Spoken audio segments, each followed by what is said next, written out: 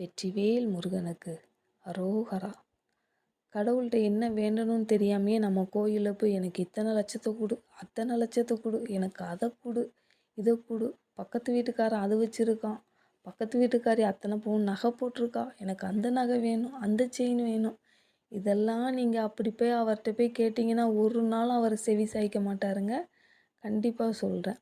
மனசில் தூய்மையோட உள்ளன்போட, முருகா எனக்கு எது நல்லதோ அதை கொடு, நான் என்னையும் என் குடும்பத்தையும் உன்னோட காலடியில் விட்டுட்டேன், நீயே பார்த்துக்கோப்பா, எனக்கு வேலை உன்னையும் உன்னோட புகழையும் நான் படிக்கிறது தான் என்னோட வேலை, என் குடும்பத்தையும் என்னையும் வழி நடத்துறது நீ மட்டும்தாப்பா அப்படின்னு அவர்கிட்ட மனசார வேண்டுங்க. கண்டிப்பாக நமக்கு நல்லது கொடுப்பார்.